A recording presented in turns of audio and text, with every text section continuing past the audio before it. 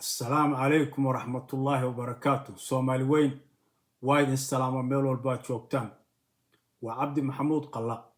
يا برنامج كي إذن كي ما أنت معهد كنبض بالشر ولا ليال سيدا برنامج كان بدنا عن وجهه الله وحنو كسا قادنا وحيابا عن وسلنا خلادات ويا عدة الصوماليات كلام وأما حاجة سياسة أما ماموك أما بالشر أي كلام أو أبان إلا توسيو تلوين بانو كبحنا halkan waxaan idinku tusayaa nin odaya oo hadlaya oo farmaajo madaxweyne Cabdullaahi Farmaajo u haysta qaan iyo mag ku saabsan dad la dilay oo ciidamada dawladdu ay dileen sidoo sheegayo waagi Farmaajo oo madaxweynaha ahaa doodaasi runtii sida ay u jaban tahay ama aanay munaasib u ahayn ayaan rabaa in halkan kaga hadlo taa macnaheedu maaha dadka la dilay inaan ma garanaysaa qaraabadoodii iyo dadkoodii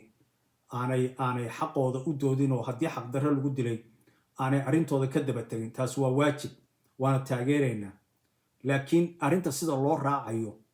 iyo sida dadkaanu ay doonayaan inay u raacaan ayaa kala duwan bal ninkan odaga marka hore hadalkiisa bal eega halkan maanta aniga waxaa la yiraahdaa imaam Cabdullaahi Khaliif Rooble waxaan halkan u imid dhibaato nagu dhacday berigii dawladii maxamed Cabdullaahi Farmaajo dadna oo kaga laayay beerahan la yiraahdo beriga meel la yiraahdo dadkaas dad beeraley ah oo beerahooda falanaya oo halka lagu laayay ciidankii dawladda laayay dadkii meydkoodii soo qaadnay waxaan dhignay meel qaboojiyahan dhignay xamaraan keen 10 qofood 10 rag ah qaboojiyahan dhignay dacwo dheer iyo dood badan kadib dawladdii rag ku jira noo yimid waxaa noo yimid wasiirkii amniga wasiir Ducaale iyo xildhibaankii reerka nagaan hoose aniga aan ka hadlaayo quseeyay Saciid Nuur Gariish iyo madaxweynaha Galmudug oo ahay malayna wasiir dawlad markaa ahay raggaas noo yimid dawladdii ayaan la heshiinay ayuu heshiis ka wado u soo diray madaxweynuhu inay nala meel dhigaan dadka dhibku gaaro leeday waa isla meel dhignay waxaan ku heshiinay calaanin dadkii leedo 10 nin ay ahaayeen ninkii lacag 70,000 in laga bixiyo $70,000 nin walba in laga bixiyo ku heshiinay lacagta aan ku heshiinay waxay ka bixiyeen wax la leeyahay duu iyo karfan oo dhigmo oo yar oo markii calaanin 70 la yiraahdo nin walba ay ku dhiman tahay taqaanaa markii 7 meel loo dhigo hal meel amal lacag hal la bixiyo lacagtii kale way ku dhimaneed ayadoo la leeyahay bari imaan iyo saad dambe imaan iyo way soo socotaa iyo suga iyo way lacagtu budgetka lagu daray iyo way dhowdahay ayaa xilligii dawladda ka dhacay madaxweynaha waa iska tagay haddana isagoo la doorasho galaho yimid oo musharaxa ninka odaga wuxuu sheegay inuu u hadlayo dadka dhibaatadu gaartay uu u hadlayo oo wakiil ka yahay oo nin oday dhaqameed uu yahay wuxuu kaloo sheegay in dadka la dilay ciidamada dawladdu ay dileen waagaas ciidamada dawladdu inay dileen wuxuu kaloo sheegay inay dawladda u dacweedeen oo yiraahdeen dadka iyaga xaq darra lagu dilay oo markaa dawladdii ay la xaajootay oo wuxuu lacag la siiyay ay yiraahdeen mag baan rabnaa magtii wuxuu baa la siiyay laakiin wax badan baa dhimanaa buu yiri iyadoo hawshii socoto oo la leeyahay budgetka lagu dari doonaa miisaaniyadda dawladda iyo caynkaayo ayaa madaxweyne Farmaajo awoodii uu ka tagay oo Xasan Sheekh uu soo galay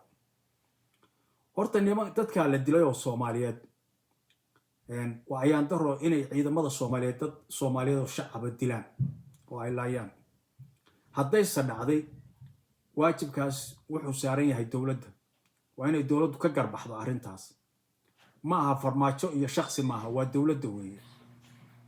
qofba markii dawladda ninkii xukunka haya ama cidii markaa awoodda haysta ayaa hawsha mas'uulka ah inay qaabisho isaguna waa cadeeyay inay ciidamada dawladda ay ahaayeen ee ma ahayn ciidamo Farmaajo haddii haddaba markii hawshii oo socota Farmaajo uu awoodii ka tagay oo dad kale ay awoodii qabteen maxaa u diiday iyagu inay meeshii kasii wadaan oo ay hawsha meeshii kasii wadaan maxay Farmaajo ula sugeen 4 sano ويرادين فرماجة هذا يميدوا عن كرمنا واي فرماجة شخصي ما هين دولة باوحان هيد واحد فرماجة ومسؤول كاها ما دولة أيها واجب كله قفكي مربع حفيزك تشوغا أيانا هوشا ما رأيت واجب كالسارين أنا واحد قبارين تانو إنا تهي أرين لغو فيدنين يا فرماجة يعني أرين داعد أي سنهين أنا هين أرين لله اللي هاي أنا هين أرين dadka la sheegayo xaqooda lagu doonayo inaanay ahayn laakiin wax inta ka durugsan ay wadaan taasina waa ayaan daro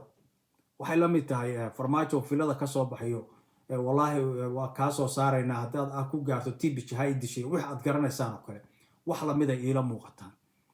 hadii dadkaasi waxay sheegayaan ay dhab ka tahay mar hore ayay dawladda maartay halkii kala sii wadi lahayn markii ay maamulku isbedelay ma ahayn inay dhahaan waxaan sugaynaa farmaajo maxay farmaajo intuu uu maqnaayo oo dhan maxay uga hadli waayeen maxaa loo arki waayay iyagoo leh farmaajo hawsha aynu isku ogeyn halkii bay taaganta iyagu ma oran farmaajo aanu sargana toos laakiin dad madaxa oo dawladda ka socda ayay sarkeen sida uu sheegayo maxay u kaashan waayeen looyaro iyo magaciisii oo dawladda ay maartay xaqooda uga raadsan waayeen yani dhibaatada Soomaalida haysa waxa weeye oo oday iyo magaciisii iyo kan iyo waxa inay ku badaan mahane inay si xalaala oo sharciya wax ku raadiyaan waa habeenkii xalay ahaayo tagay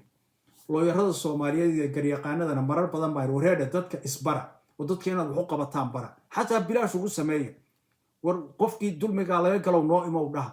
maxkamadaha taga hadaad wax aad haysataan maxkamadda xaakimka waxa weeye garta sida tahay buu qaadaya inta badan barorta isku day dadaalkii sameeya ma sameeynaysan magta la qaado oo Soomaalidu qaadatana runtii waxay noqotay waxaan waxba taraynin qoyska dhibaatadu gaartay waxa looga geeyaa waa wax yar lacagta inta badan waxa cunaya odayaal iyo dulaaliin iyo dad meelo dhexe iyo balaayo iyo kan iyo waxaankaas maalin dhaweed qoraalkii uu sameeyay ninka la yiraahdo Dr. Sakariye Weyrax Warsame uu kaga hadla arinta waa taan idin sheego wuxuu yiri horta maktubu yiri horta dil ma baajisu yiri oo ma dhamaynaysa dil qofka la dilay hadii laga bixiyo maaragtay magta la bixiyo ma aha inay dilkii dhamaynayso berita waxa ka mid kale la dilay qofkii ma garanaysa ama reerkii dhibaatadu gaarteen waxa gaaraya waa wax aad u yar buu yiri wax aad u yar buu yiri weeye marka waxyaabo caynkaas oo tiriyo oo saxa anigu waxaan qabaa halkan waxa ka socda inay yihiin waxyaabo loogu talagalay farmaajo in khalkhal iyo magaciisi iyo fidno iyo wareer iyo jahwareer arrimihiisa lagu geliyo in ay ka wan yihiin mag iyo magaciisi laakiin waxaan qabaa dadka Soomaaliyeed inay istaagaan oo runta sheegaan oo dadkan runta loo sheego oo la yiraahdo hadaad dawladdu dib idin geysatay dawladdu waa joogtaa u taga maaha farmaajo iyo shakhsi maaha